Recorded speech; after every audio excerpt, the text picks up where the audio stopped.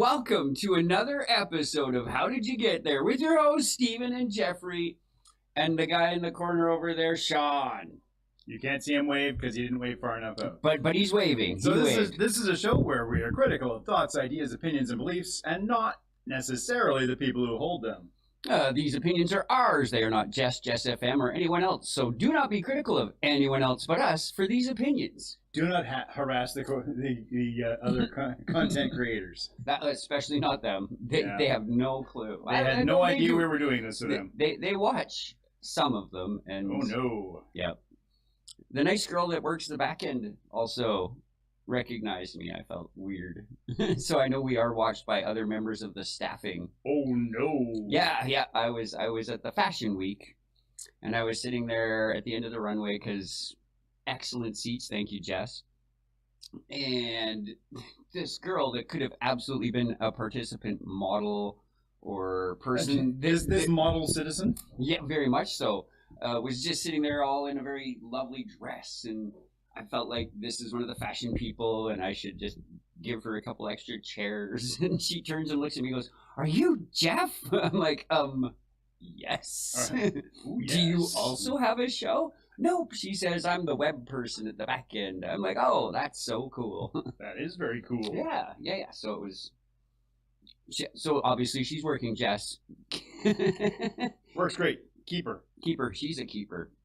So today, we're poking at a different kind of intertwinedness, I guess, than just people you know by coincidence. So be it resolved, imperialism is a good thing. Terms and conditions apply. They may apply. So when this was brought to me as an idea, and sorry about that. That's all good. Oh, sorry about that, E. Sorry. Sorry. Here, let's do this a bit. There we go. I think, like, a long time ago, and I do mean more than 40 years. Yes. And before then, and a little bit after this too, but the Turks and Caicos often petitioned Canada to become a member of Canada. And I still don't understand why not. But anyway, we already had enough peat moss, I guess. Yeah, but weather. So then I thought just think of the weather. Like going somewhere like that without a passport seems cool, right? Or warm, depending on the time of year. Indeed. But I thought maybe this could be done like on a bigger scale. So let's just assume first that Canada said, sure, let's make you a territory. Mm-hmm. You know, give or take like a trial period. You know, and if you are successful enough or big enough to be self-sustaining to an extent, you might make province status. Otherwise, territories don't fare poorly, generally, in Canada. Yeah. And I thought, but there's a way we could do this. Like Canada, especially at that time, had a pretty good global identity, was fairly... They liked us. They really liked us. Yeah. And it's not a Canada that I remember or whatever. It was just that was the perception at the time. Other countries then could take it upon themselves, I felt, to vote amongst themselves to join Canada. Sure. And in that way, we could assemble what I quaintly referred to as the imperial democracy of Canada. Oh, yeah. Cool. So that it would build an empire. We build the empire. But it's not us going and taking a place to make this empire. It's the voluntary addition of your nation to the empire. Yeah. So which is a different kind of empire building, but it does make empire less threatening. Yeah, and after coming up with this terrible idea for a show, I did some research. Weird that I did that. Not very deep. Not very. just cursory enough. Only a pseudo-intellectual. Not, sorry, hot water tank down. Oh, is that with the rabbits? Yes. Like Watership down. Oh, that's the one. Damn it. Less blood in the hot water tank version. True. I like rabbits, George. Tell me about the rabbits. Yeah, so I did a little bit of digging. Because I said, well, imperialism is good. And then I immediately thought, all right, what do I mean by imperialism? And so I went looking for the definition of imperialism. Turns out there isn't the definition. Political scientists don't even agree. Nice. Imperialism has about as many definitions as there are people who write books about imperialism. There's some broad strokes things that are common. It is that, like, is there like a dictionary that's just like a collection of nation states under the control of a single nation state? Is there anything that simple? Well, there's the Wikipedia-ism of imperialism is the maintaining and extending of power over foreign nations, particularly through expansionism. I would have just said expansion. Employing both hard power and economic power. That's the expansionism. And soft power, diplomatic power, and cultural imperialism. So imperialism focuses on establishing and maintaining hegemony, depending on who you are, and a more formal empire. But you're saying imperialism is focuses on maintaining an empire. Well, but what's an empire? Right? So I guess that's where I was going. That's a stupid tautological definition, if you ask me. Yeah. Definitions by their very nature. Yeah, but directly tautological. Okay, yeah. It's almost defining what's a bee? the word. A bee is a bee. No.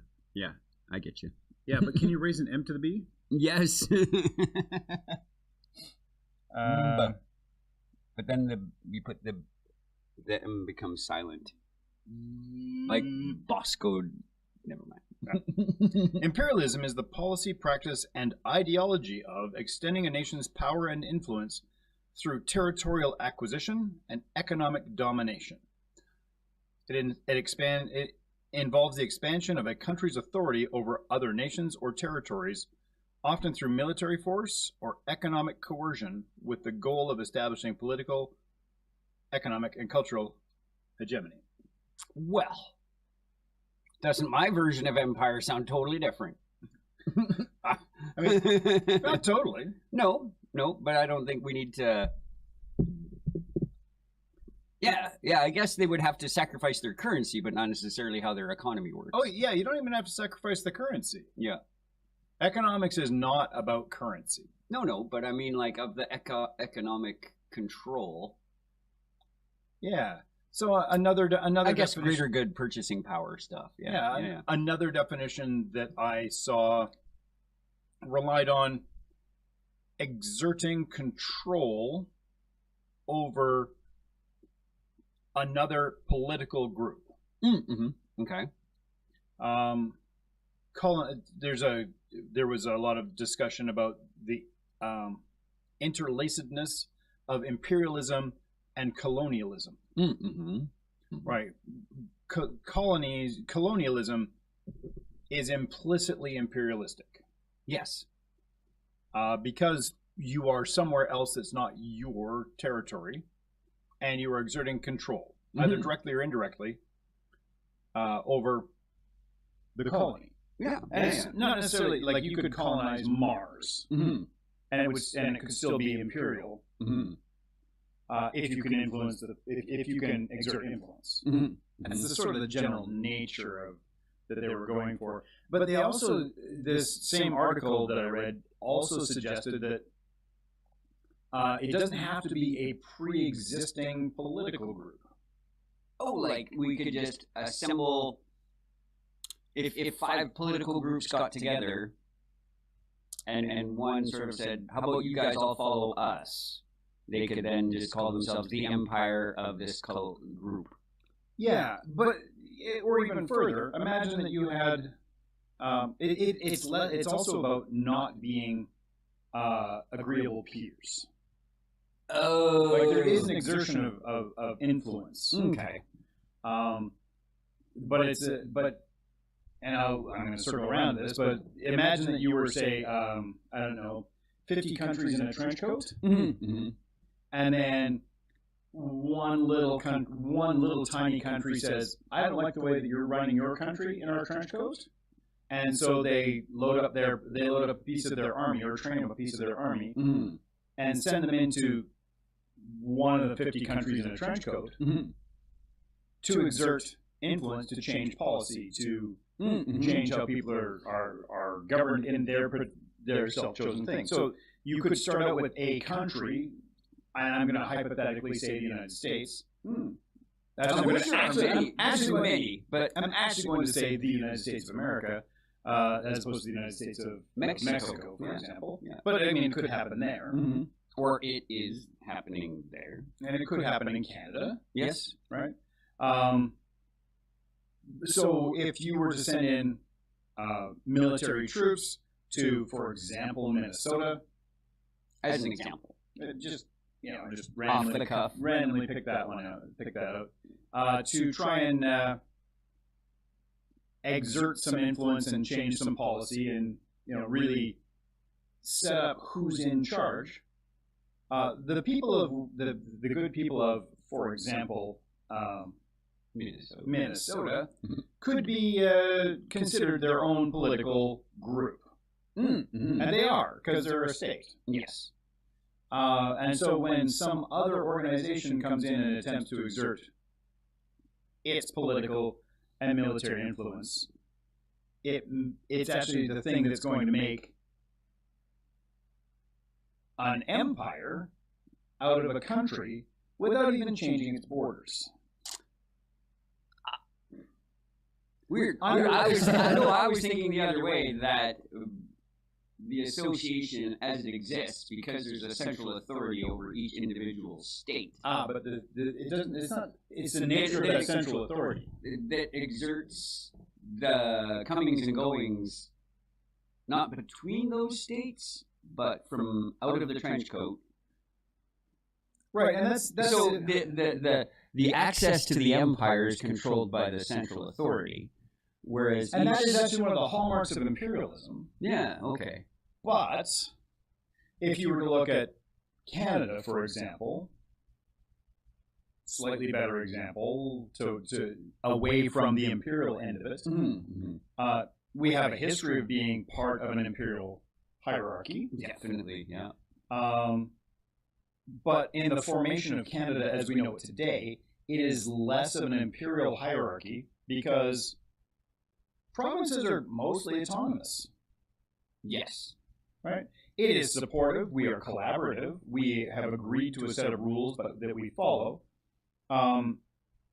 If the federal government were to send in the military or the RCMP or some other federally controlled thing to suppress the political unit that is Alberta, that would be an imperialist move.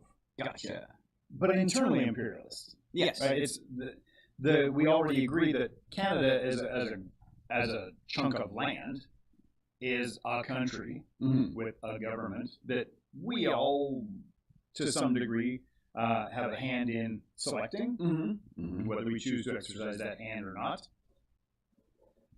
Oh, distracted by looking at stuff on the floor. They're shiny things. Ooh, shiny. But if we choose, but we also choose our local authorities, and within that we choose our local authorities. So if the provincial government were to have a provincial police force that it would send into a community to enforce the provincial whims, enforce the provincial whims over the local whims, then that's also that is imperialism. Gotcha. By certain definitions, right? Yeah. No, so there's I'm willing to adopt that it is a political entity. Political? Yes, I will say a political entity with attempts or with dominion over other political entities. Yeah, and by without request. Political in this context has nothing to do with voting and democracy and all of that. It just means a group of people who agree to be a group of people. They're like-minded groups. Like-minded groups. Yeah, and it doesn't mean that all interactions between political entities are, strictly speaking, imperial or a-imperial. Mm-hmm, mm-hmm. But there's a spectrum, and the spectrum really runs from imperialism through anarchism. Yes, right. A lot of what we consider to be modern nation sits kind of somewhere towards the middle of this spectrum, where yes, people have there's liberty. Mm-hmm. But there is also organization. There is you give up some of your liberty in exchange for something else, right? And you give it up to some other kind of control. And to an extent, many modern nations have protections for those political groups within that nation. Yes. Like a protected right of assembly, for example. Yes. Or how they're enforced is totally not what I'm talking about. What I'm saying is, in the books, yeah, many nations seem to have. Yeah. Some sort of protection for thinking what you're allowed, being allowed to think what you want. Yes. Being allowed to be with a group of like-minded, thinking what they want thinkers. The less imperial you are, the more open you are to other politics, to other groups of like-minded individuals doing a thing that they like-mindedly want to do with regards to self-determination or resource management or any of those other kinds of things. Polity? Polity. I was polity. Yes. Yeah, a political group. Yeah. Right. And political group also just like self-organizing unit of people. Mm-hmm. Mm-hmm. Right? So if you live in an anarcho-syndicalist commune, you are a political group. Absolutely, 100%. And we, for many years, have used imperialism as a pejorative. Yes. Yes. Largely in recent years. Yeah, mostly in the 20th century and into the 21st. Modern imperialism had its heyday in the 19th century. Yes. Right. So coming out of the 1700s into the 1800s with mostly European colonialism, headed off to find the resources to carry on their industrial expansion. So it was capitalist driven imperialism. And you might say, no, it was for king and country.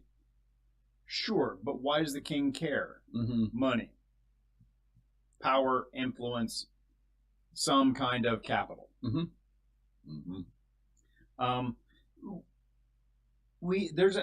of the papers I read were actually contrasted imperialism to communism. Like communism is as an opposite. Right? So if you were to look at the Union of Soviet Socialist Republics, that was a communist, non-imperial state, at least on the surface. Yeah, right. I was going for really loose understanding, right? But for the common understanding of what people call communist. Yeah, it was remarkably like what the United States appears to be threatening to do internally in its country. And by the United States, I mean the United States of America. Please accept my saying the United States as if there weren't other United States, and I mean the one that is just south of the 49th parallel where I live. And it's their country. They can do what they want to. They've got a set of rules of engagement for the confederation of their the union. Sorry, it's lowercase c confederation. Very good. So they have a federal government. They are they are a republic, which is fine. Yep. The republic for which the republic and the republic for which it genuflects. Yes. I believe that was a U. Callbacks.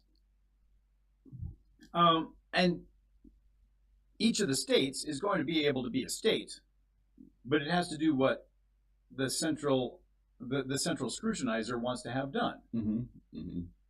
And I that's the way you want to run your country. That's fine. Please, but maybe don't do that if the people don't agree. I mean, maybe. I mean, it's your country. Do the thing. Maybe you know what's better for them. Right, and that you have a bigger picture to look at, and that might be true. And I'm not saying that it's not. I think that if we had one big global government that said, "Hey, we're going to do this because it's good for all of us in general," or maybe all of us actually, instead of most of us, without having to determine who the ones it isn't good for. Yeah, I'm up for that.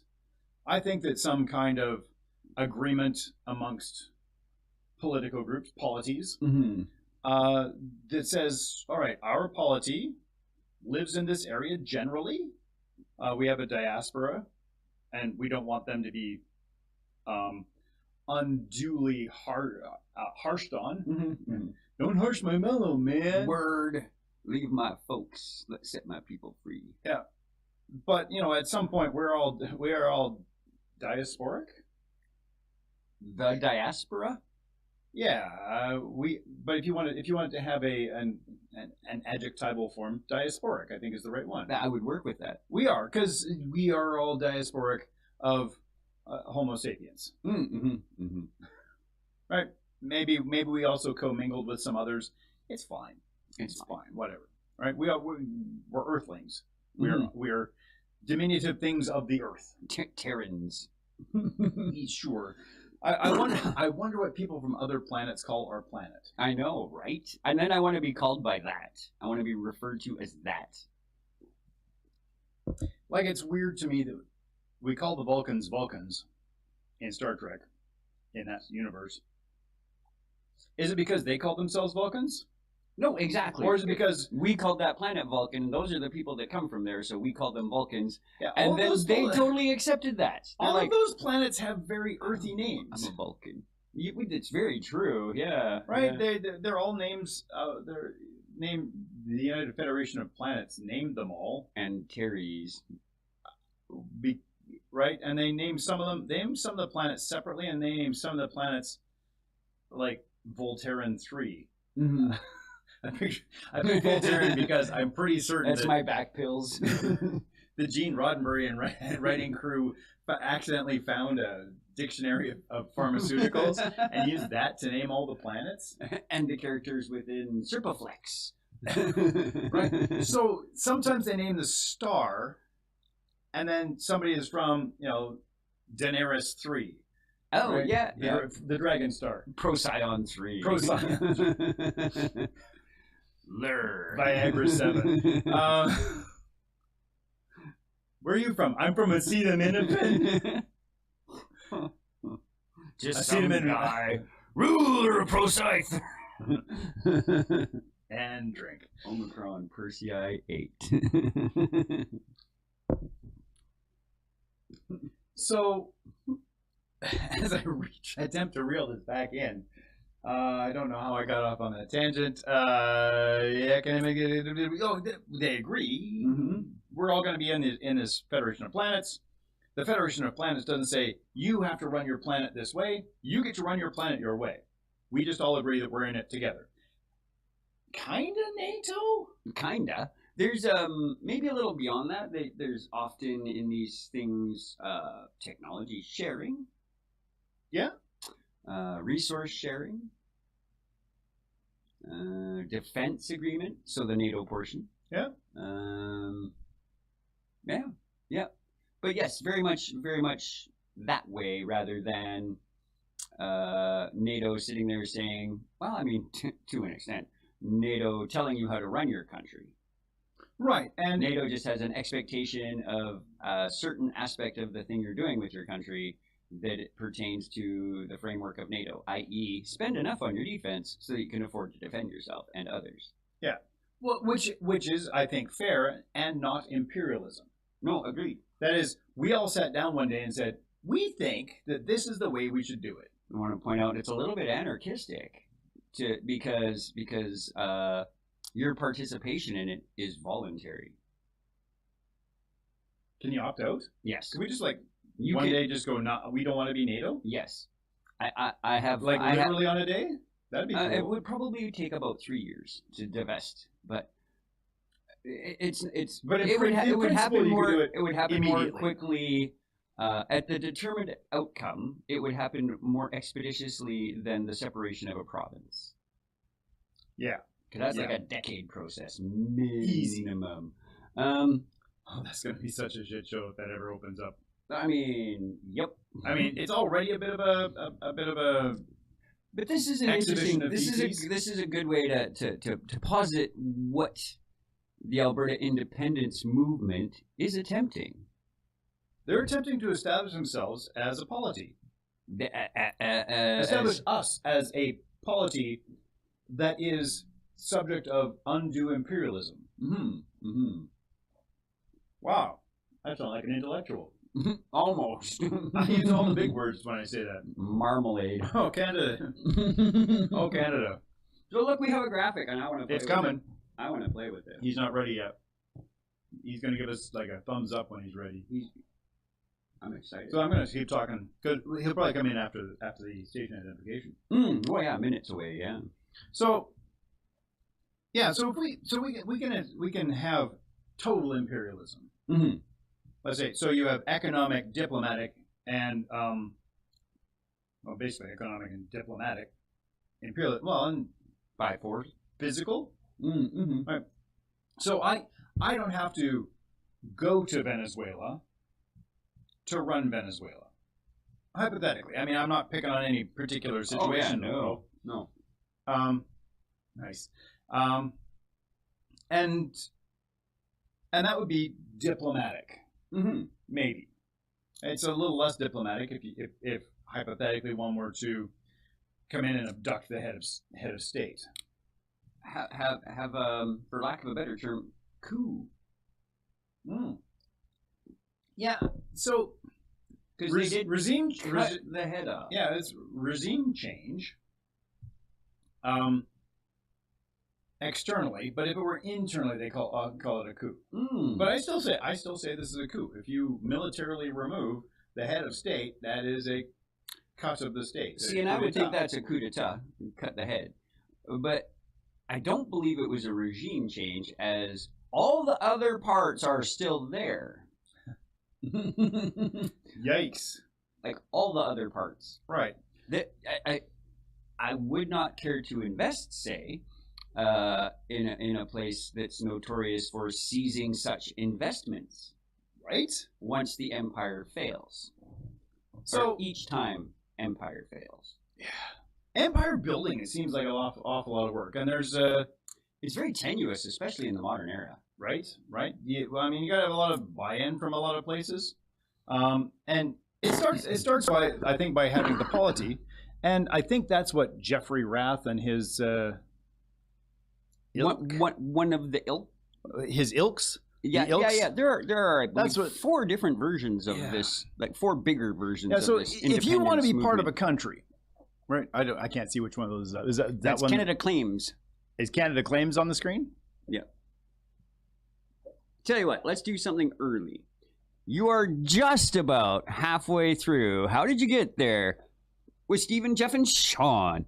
And we're discussing imperialism. Put it back. Be it resolved, imperialism is a good thing. Yeah. Terms and conditions may apply. Right. So we started this talk with the Turks and Caicos. Yes. And it could have been awesome to have them as our 11th province or a territory or whatever.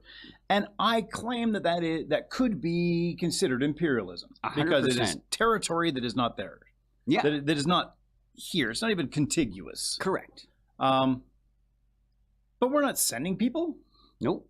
They're coming. They've offered to join, which then is still imperial because it's through diplomacy. So although we're not exerting the influence diplomatically, we are accepting diplomatic cooperation. Yes. If we were to say, okay, now that you're part of Canada, you must do these things. That's where the imperialism comes in, right? So I think Turks and Caicos, if we change their education standards, even if it's what we would deem for the better, hey, no, you actually have to go to grade 12, grade 6 is not good enough. We would be imperialistic in that instance. Yeah. Oh, I was going to go the other way. You only have to go to grade 12. You don't have to get a university education, right? Where it used to be you had to get a university education, let's say. I don't know what the education system in Turks and Caicos is. No idea. So I was going to go. I was going to play it the other way. Steel man it the other way and go we're going to force you to be dumber. Yeah. That works. It could be. It could work. Yeah, and it would be imperialism in many ways, much like Barbados, for example, or Jamaica, or any of the Caribbean. I was teasing to read off of there. Many British Crown colonies. That was the phrase I was seeking. The British Crown colonies. They were colonies. They were part of an empire, but they were self-governing units. But the governance was directed or deeply influenced by the British Crown. The consequence of seeking your independence from such a situation can be viewed in those locations like Haiti, which was one of the very first independent nations down there and suffered the consequences.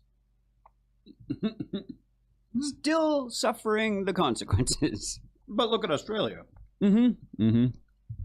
It seems to have done. It seems to have fared well. Also, I've noticed if we look at some of these things, not that one system was better, but the outcomes seem to be more there. It seems that former British colonies are more technologically advanced than former Spanish colonies. In large, it seems this way. Broad strokes measures, possibly. Yeah, and I actually just think it has more to do with the refinement of the resource at the point of acquisition, right?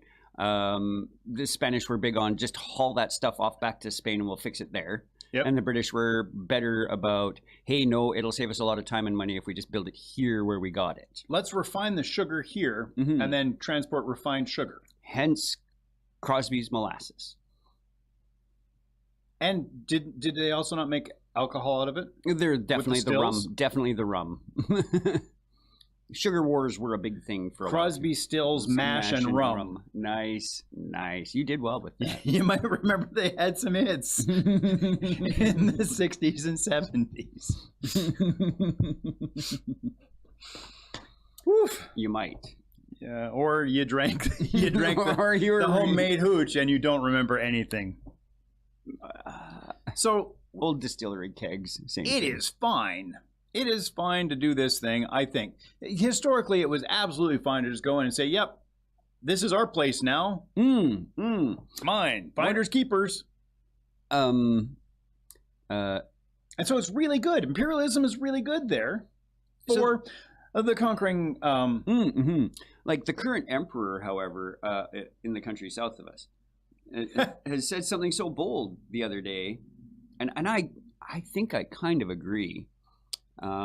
Because Denmark was explaining to him that Greenland is theirs because it is, and they got there first, as it were.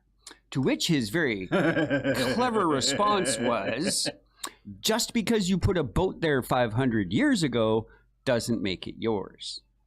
And a chorus of Aboriginal North Americans went, yeah! You know, so I found that entertaining as a mismanagement of the empire you're trying to control.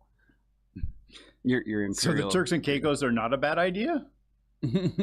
are not a good idea? Reality check. Let's have a peek at that. You're gonna call it up so you can see it. Jess FM. We're really gonna have to. Looking at the future. Coordinate. How long till the QR code tramp stamps?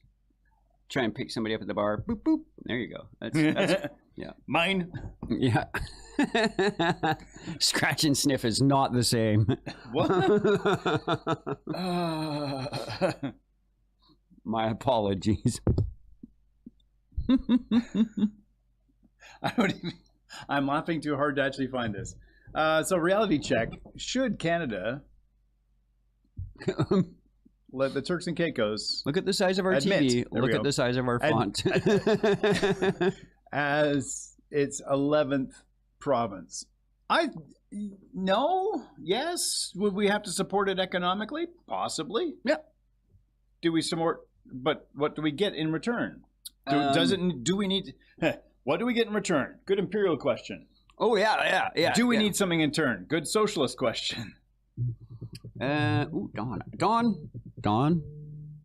Let me call you back. Hey, Don McCafferty. It's McCarty. I wasn't trying to dox Don. Gotcha. That's not who I want. I was trying to not do that. So, yeah. So, was the Turks and Caicos a good idea? Give me a thumbs up or a thumbs down, Sean. Yeah, would have been a good idea. I would say there's a few things we could get from this. 1, build a university there so we could study marine life differently. 2, they got a whack ton of the peat. 3, tourism.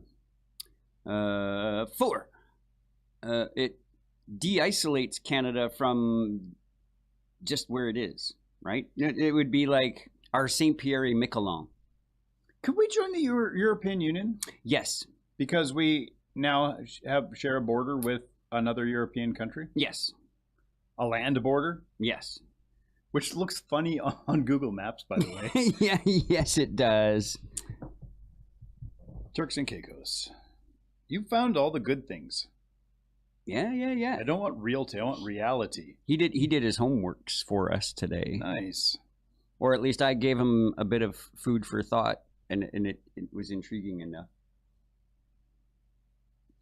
Apparently the New Democrats are totally on board with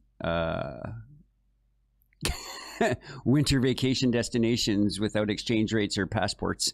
I like that. Yeah. They called it the Hawaii of Canada. Nice. The Hawaii of Canada. The Hawaii of Canada. That's great. Less volcanic. Yeah, it'd be nice if we also, didn't completely overrun what I will call the original culture. Yeah, we might not gunboat diplomacy that situation. Yeah, well, again... I would like to point out, though, at the time that Hawaii was quote-unquote conquered, the palace there had things that the White House did not, like running water, and electricity, and a telephone. But they were the backwards people that needed help. Also, I'm told that because of a bunch of Mormons having plantations there, that place would have been nothing without Americans. Is that the two guys in white shirts and black ties? Yes, those ones. Sorry, members of the Church of the Latter-day Saints. Ah. Yeah. Oof. Still a big population of the LDS in Hawaii. Cool. The Polynesian Cultural Center, although it is affiliated, is a great entertainment and does represent the culture nearly appropriately. What is Nesia? As in a poly? Yeah. And a micro? Yes. I'm going to go with island. Or dots. Because when your 17th and 18th century explorers ran into the local cartographers, yep. They referred to the archipelagos as stepping stones. And maybe, or are you thinking like amnesia, a lot of knowledge, a little knowledge, Micronesia? Yeah, I don't know. Derived from the Greek word poly, and nesos meaning island. There we go. Many little islands. Many islands. And little islands. Micronesia. Yeah. First coined in 1756 by French writer Charles de Brosse. That makes sense. To describe the many islands in the Pacific Ocean. Very cool. There are a great number of little ones, too. And Tahiti. So, what a treat. Yeah, what a treat. I'd love to go vacationing down in that part of the world. Tahiti specifically. Yeah, it would be a treat. Because its backup language is French. Yeah. So Turks and Caicos is one thing, and it would be a kind of imperial growth. Well, this is where I had that imperial democracy. Yeah, right, and you could have that as opposed to like a hereditary monarchy imperialism. Right, and so the thing that we're seeing in Alberta right now, however, is attempting to play on imperialism as a bad thing by creating an internal imperialist setup, straw man, if you will. The separatist movement in Alberta is trying to come up with a way to, hey, we're going to be our own province, we're our own people. You can't tell us what to do. I'm going to take my ball and go home, or whatever, and then tell the whole world, look at how badly our imperial overlord is treating us. Please let an oil company run us. Maybe imperial. Yeah. Ironic? Or too on the nose. On the nose. Right. And actually a big one by his eye. Yeah. Sorry. I don't know that as a polity, Alberta, as a standalone polity, that Alberta has the setup, the resources, the will to be an independent nation. I don't think it has the things it needs. I think it could be it would have to become a protectorate of some country, because we would run ourselves, but at the whims of the protecting forces of some other country. We don't have the population to raise enough of an army to guard against everything else. Assuming there's threats. Yeah, I mean, are there? I don't know which countries in the world don't have a military protection force. Correct. I assume there's at least one that doesn't. Even those that have been limited by treaty still have defense forces. Right. There must be a country in the world that does not have a defense force. I can't think of one. I can only think of one country in the world that doesn't have a major river. Which one's that? Saudi Arabia. Oh. I'm trying to think of. Yeah, I know. Does San Marco have a major river? Well, I was going with like a full nation as opposed to. It's a full nation. I guess. Maybe it has. I got a passport stamp and everything. Maybe it has like a little river. Yeah, but it's not a major river. True. I don't think there's any river really in Saudi Arabia, though. Okay. Oh, King Saud. Yeah. You without your river. He's got oil. I could trade one. Yep. Yeah. Oh, I was hoping to find a peanut. So I understand where Banana Republic typically applies to bananas? Places that grow bananas, typically in South and Central America, as it's erroneously referred to. And basically lives off the money generated from the export of that and doesn't really run itself. It is at the whims of the exporter company of the banana. And I don't see where Alberta would be not just the oil version of the same thing if in its instance or soonish it decides to do such a thing. It would be an oil republic. Yeah, so that's a great example of economic imperialism. Like directly. Like we have that a little bit indirectly right now, especially in Alberta, where much of our public policy on a variety of things unrelated to oil are driven by what suits the oil industry. And there's been pressure from Alberta on Canada, the upward pressure in the hierarchy of leadership, to to really say, we really need the money from the oils. Please let them dictate some of these terms so that we can, have monies to do what we want to do, which is, again, economic imperialism coming from corporations. Yeah. I don't.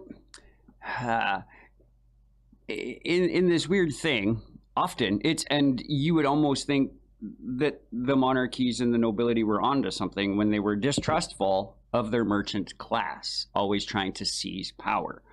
I don't know. Yes.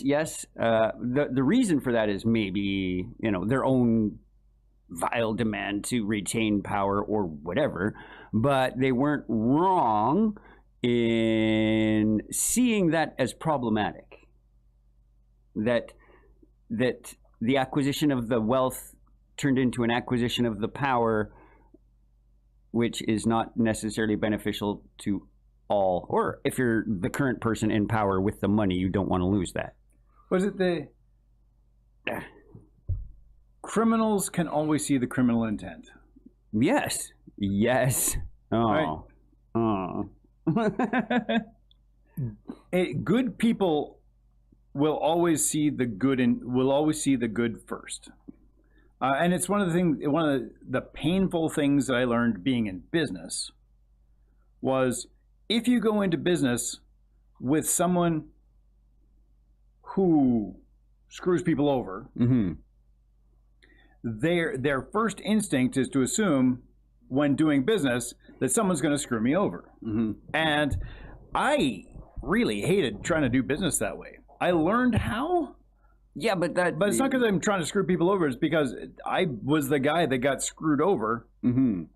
all the time. Not all the time. No, a couple of times dramatically. Yeah. And it's a thing. So if you are if you watch as other kings roll about on the floor sans body, and you don't want that for you, you're just going to assume that everybody's going to do that to you, and so you do that to everybody first. Yeah. Or do all the things you can to protect against it. Mm-hmm. Mm-hmm.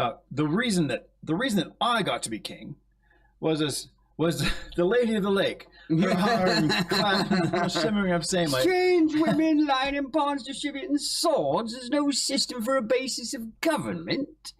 What? If I Be said quiet. I was wielding supreme executive power because some voice in pink law. Be quiet. Come see the violence in I order you to be quiet. Oh, who are you, eh? I didn't vote for you. Right. All right, Dennis, let's get back on track. So we have this economic imperialism. I wrote down one more term, like, so we have economic, we have diplomatic, Mm-hmm. we have expansionist imperialism. It's like, give me that land, that land's mine. And you touched on that third one. And then, but I have this communist imperialism, Mm-hmm. where I force you to share everything. Yeah. And in a bizarre turn of events, because Lenin was ignored and Stalin got power. Had it gone the other way, it would be of greater concern, as Stalin wanted to seal and improve the current system, whereas and his name just escapes me right away. Trotsky wanted to unite the workers of the world. Everybody. And that's why it's sort of short-lived after he had to run away to Mexico, and that's where it ended. But that's why a lot of those places in that area went that way that quickly. He was there spreading the good word that workers can unite and they can actually seize power and control the means of production and. It doesn't make it right or wrong, but that is, as you would point out, imperial expansion. He is empowering a polity within an organization to make a greater control on a larger domain, the communist planet. Yeah, I think we've seen a little bit of this, the same thing with democratic imperialism. Yes, where we think it's right, so we think make it's right, so we make other people do the thing. So we, through diplomatic and militaristic means, attempt to show that democracy is the way, and we build the polity up from the inside, and we get democratic imperialism of possibly a bad side. I mean, but it's not. I mean, we're bringing democracy as an imperial component, but we're probably using the force aspect to do it. Yeah, but or the economic aspect to do it. Yeah, I mean, lead by example. That sounds great. Like, look at how great Denmark is. They are a constitutional monarchy, I believe, and they seem to do okay. They got a king. They got a parliament. They do fine. Yep. I was going to say, look at the UK. They have a king and a parliament. They're kind of okay. Strategists. Yeah, I think though it is them removing themselves from imperial Europe that has cast them asunder into panic mode, and they don't know how to deal with it. Yeah. All the imperial stuff got me thinking about Star Wars, the Empire, and I thought, in an alt fiction, historical fiction, I continue to claim that that Star Wars is historical fiction. Very good, because it happened a long ago in a galaxy far, far away. So it's history, and we're making it all up. So it's historical fiction. Sounds good. But the Emperor is portrayed in the films as ugly and cracky, and and the royalty, the princess, the rebels are all beautiful people. Yeah, the beautiful people. Also the upplay of rebel. Yeah. So what would this look like? What would the telling of that story from the other side look like? Like if you were the Empire, you're the guy on the Death Star working cafeteria. And you're like, these people keep trying to shoot us, and I have to clean this place every time. I mean, kinda. Oh. Annex them. That'd be awesome. We did it. Yeah. April Fools. Yeah. So imagine that we actually cast Timothy Chalamet as the Emperor Palpatine. Oh, I see what you're saying. Yeah. Like if and what's her name from The Expanse with the gravelly voice, whatever her name is. Cast her as Princess Leia. Oh yeah. Yeah, like Ursula from The Little Mermaid is Leia. Yeah. Right? And you know, although no aspersions to The Little Mermaid, because Poor Unfortunate Souls is a great song. Danny Trejo gets to play whatever Danny Trejo wants to play. But Danny Trejo is Luke Skywalker. Right? And we just build the whole thing up, but tell it from the Empire's point of view, with these rebels who are just Orlando Bloom is the Emperor. Oh, the irony. You're welcome. Thank you. Orlando, different Orlando. But I think, but I go to the Hut. Yeah, but another one, right? Like Jabba could be, what's her name? That was the Terminator, the small petite girl. That could be Jabba, because that small petite thing could have all that power, could be all that. Right, and from the point of view of the people in the Empire are the good guys. We're the good guys. We're doing the thing. We're doing it right. We're making the world. We're making the galaxy. We're making the galaxy safer for everyone. Like if we can quash all these little things, die rebel scum. Pax Romania. Yeah, like if you're Roman, Rome was awesome. Awesome. For various, if you were a Roman citizen, yes, or even a Roman merchant, for the most part, yeah, Rome was pretty awesome. If you were, even if you're one of the three categories of slave, it wasn't terrible. It was less. If you were a vassal state, yeah, not so terrible. You're on the perimeter and thinking, no, please stop taking my land. Rome is terrible. Yeah, so I'm going to say that one man's terrorist is another man's freedom fighter. Yeah. And again, this is history. They say history is written by the winner. I'm going to say history persists at the leisure of the winner, which is sort of the same thing. Because there is history written by losers. Yeah, I took a history class. It was called the textbook. That's right. Yeah, it was written by losers. I believe the history textbook was written by Bob Beat Me Up at Recess. Yeah, no doubt. Schmidt. Yeah, no doubt. Modern history is written by that guy that's really quiet and you didn't pay attention to in high school.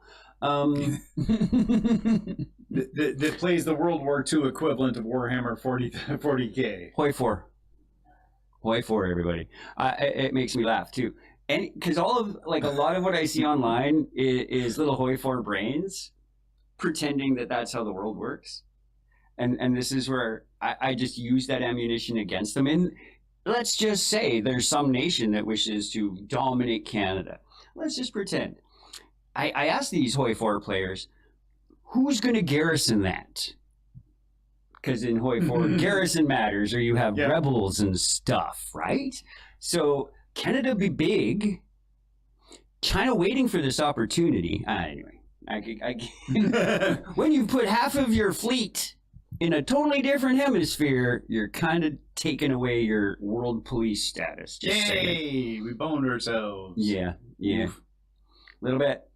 This is the year. I feel this is the year. Sorry, Taiwan. I feel this is the year. Oh, sorry, Taiwan. I mean, if Trump carries on with putting his military in the wrong places, or as directed, for anyone that played the trolley problem card and saw the Putin card. The trolley problem. The Putin card was so good, though, because it's just Putin in a tank with Trump on a leash. Anyway. Yikes. So modern game much? One of the things I think that the bargaining between Trump and Putin might have been about was really just information sharing. So what kind of spin did you put on it to make people accept bowling over this particular chunk of territory in Ukraine? Oh, well, we just told everybody that they wanted it. Yeah. Just like we've been fighting against in in college campuses worldwide for the last, they were asking for it is not. Yeah. Not an appropriate answer ever. It was drunk and said yes. Right. This is not the way to do it, kids. This is all. Frat boy is not the answer to international politics. Nor is boys will be boys the excuse for it. No. Unfortunately, it is boys. I was good to say like men, but no, men don't behave that way. Boys do. Yeah. It's still the male population that's the problem in this situation. Let's be clear. Even Maloney, for all she's fascist and weird to me, still thinks the Ukraine people should be defended from Russia. She's throwing money at this problem. Your distance from it doesn't make it less a problem. And this is maybe not good for the separatists in Alberta. Oh, no. Maybe this is good for the separatists in Alberta. I don't know. Spin doctors, be bold. If a bunch of people want to be associated with a different country, it should not take military force. Ooh, yeah, good point. To support or prevent it. Right? If that is the will of the people, let them do the thing. Let them do the thing. So if the will of the people in Alberta is to separate, you know what? I would even accept independence as long as you stay the fuck out of the U.S. I would accept it. I wouldn't be happy about it, but I would accept it. If you threaten me with the U.S., you'll see me in the trees. Yep. Right? Yeah. Looks like we're gonna get cut off soon. So let's guerrilla warfare. That's right. I will throw my knuckles. I dare you to get past my banana peel trap. Oh, great! Now we are going to be a banana republic. Yeah, that's why. Guerrilla diplomacy. Let's pull all this together in 30 seconds. All right. So there are potential benefits and negative outcomes to imperialism. Depends on the net goal of the Empire Party. Yes, and it's a spectrum from imperialism right through to anarchism, and probably the best place is somewhere towards the middle. Humans tend to be centrist. So I think we're going to be back in a fortnight with something interesting to say. A Sunite too soon. Yes, that's only halfway there. So thanks for tuning in. I remain Stephen. I'll still be Jeff, and yell, Sean! There it is. Kingston behind and he's Sean behind the camera. And thank you for the graphics. And we're just playing. We'll get there. Yeah, we'll see you soon. Yeah.